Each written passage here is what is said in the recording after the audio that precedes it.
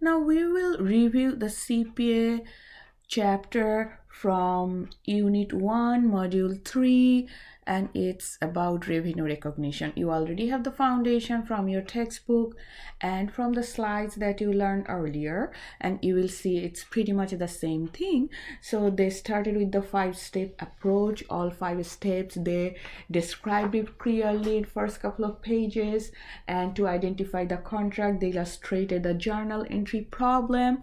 So you can recap and read those from the CPA note. It's very self-explanatory. And then they actually discussed a little bit on, if you see the third page of this CPA note, PDF note, or F1 page 21, they put some criteria to figure out how many performance obligations you do have, whether you are providing one good or service or more than one. So you have to identify those. If you have more than one performance obligations, then you have to allocate the total price proportionately or following some rules and methods to each performance obligation. So how you will learn that? They discussed it. If you see that you are providing 2 distinct goods and services, those are completely separate and the customer can get benefit independently, or when you provide combinedly, then you will identify those each good or service as a separate performance obligation. For example, we do purchase equipment and installation cost, right? Also provide the installation service. So these are 2 independent tasks.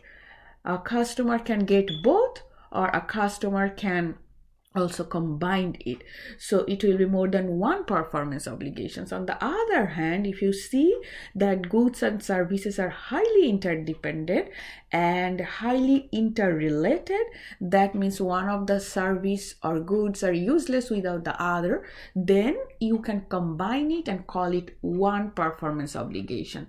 For example, you are purchasing a software and you ask them to customize the software. So the customization could be extra service, additional service, but it is very much interdependent with your software. So in that case, you can combine, you can call one performance obligations. And then they gave you the examples, some illustration you will see on the 4th page. Then they explained step 3, how we will determine the transaction price if it's not readily available. There are several approaches. The examples you will see: time value of money.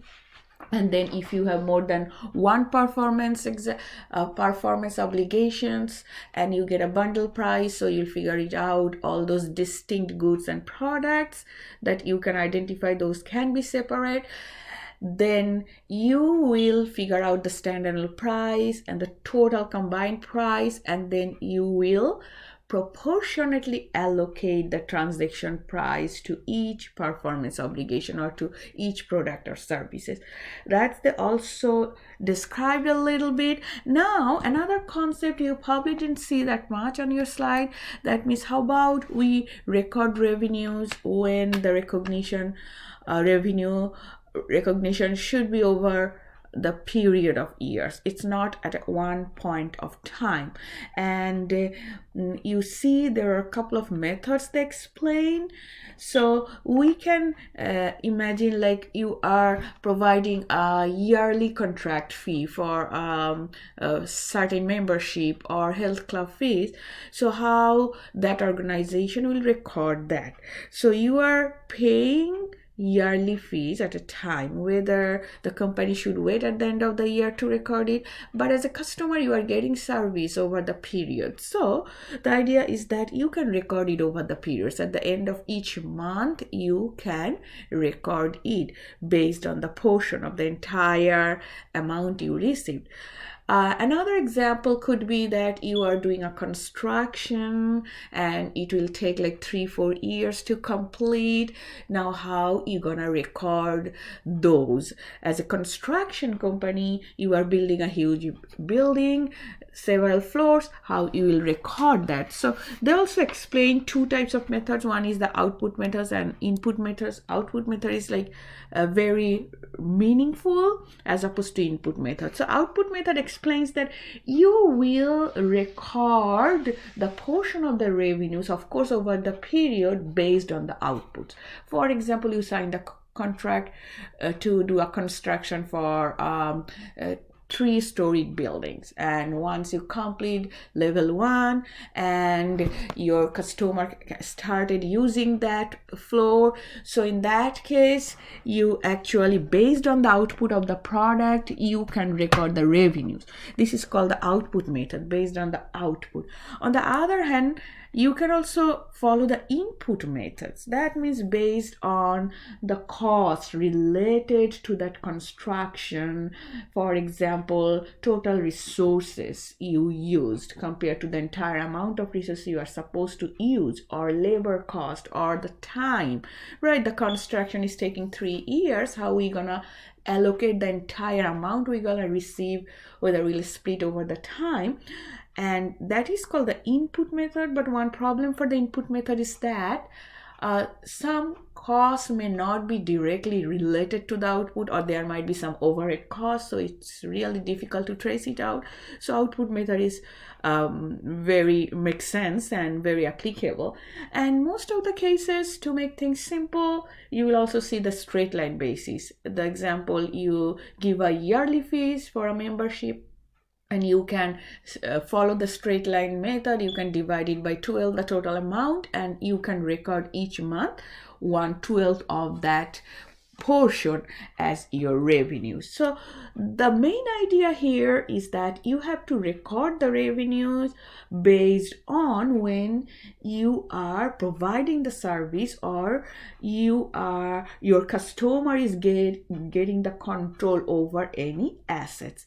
And they also gave you some examples here how you will record the revenue at one point, or you will record the revenue over time. These examples you can follow, example 6 and 7.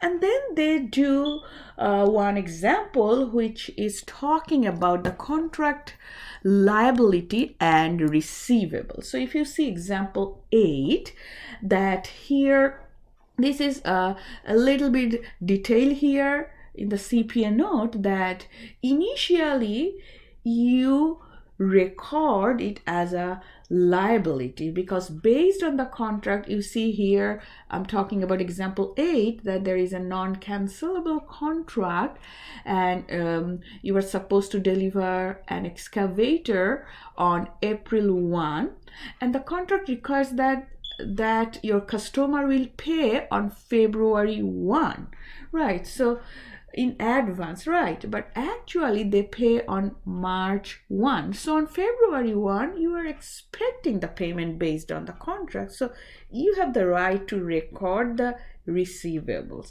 But on February 1, you neither can record revenues nor can you record anything, because you are not delivering the product. So it's kind of a liability. So you record on February 1 receivables, but because based on the contract you are supposed to record it as a receivable, and here you actually here will credit contract liabilities. So you were supposed to receive the money on February 1, but you didn't. So then what happened? Your customer took a while and they pay you next month on March 1st. So you receive cash and you credit the receivables. Still, you cannot record revenues because you didn't deliver the product. So on April 1st, you deliver the product, then you record your actual revenues and you eliminate the contract liability. So this is how stepwise you can show it as a liability and then record the revenues. And then you will see here pretty much same example for contract assets and receivables, and two examples you will see exercise problems that just for concept check, we can go over that. The question 1 here at the end of this module, it says for a $50 a month, Royal Corporation visits its customer premises and performs insect control service. If customer experience problems, and they will also do the visits, and that in a pesticides company will provide the service with no additional cost. Now, instead of paying monthly, customer paid like an annual fee, $540,000 in advance. Now, how they will record it? So they receive the cash maybe at the beginning of the year. Whether they should record it when they receive the cash, or should they wait until end of the year because the year passed, no matter how many times they went there to provide the service or additional call they received from the customer? Should they wait at the end of the year? Or at the end of the contract year, after all services has been performed, that means throughout the year they will do monthly service or maybe additional service. So how we will record these $540? So here we can follow the straight line method because it's a regular service. Every month they have a regular service, and they might have or they may not have any additional service required in the meantime. So we can divide it by 12 and evenly we can record it throughout the year, because monthly service we are providing it, so we have every right to record it monthly. Then the next question, let's see here. Land Company signed a contract and they will provide a scientific equipment. The contract was signed on April 15. Remember, contract signed does not make any sense until you provide any service or deliver the product. So you cannot record revenues or anything that. Now, the expected delivery is on August 31st, year 3. And Jacob will pay here on July 31st. So he's paying a month in advance, but you cannot record the revenues until it's August 31st and you deliver the product. And you have cost to produce the equipment is cost of goods sold. Delivery occurs as expected. Of course, on August 31st, we'll now record it. Delivery occurred. Now, the journal entry that the company will record. Now look at that, on April 15 we will not do any journal entry. Now July 31st, since we received cash, we have to record it. Cash will be debited, but we cannot record revenues. So we will record unearned revenues, and then when here the equipment is delivered on August 31st, we will record our revenue here. So August 31st, we'll record 2 journal entries. One will be for recording the revenues, and in that case, you will just credit revenues and you will debit unearned revenues because you are eliminating that cash we already received. So next, you will record cost of goods sold. So you already know cost of goods sold, how we do that. We debit cost of goods sold and we credit inventory or equipment. Now let's see the answer options. It's talking about August 31st. Remember, August 31st, you will do 2 entry. One is record the revenues, eliminating unearned revenue and crediting your sales revenues or just revenues. Another, we will do the cost of goods sold journal entry. So credit cash. No, cash will never be credited. Rather, we received cash on July 31st. We recorded that. Debit inventory. No, we are not getting any inventory. Rather, we are losing inventory. Inventory will be credited. Credit cost of goods sold. So credit cost of goods sold. No, we never credit cost of goods sold because cost of goods sold is an expense. We debit it when we record this cost, $175,000. Debit unearned sales revenue. Yes, that makes sense. We will debit unearned sales revenues.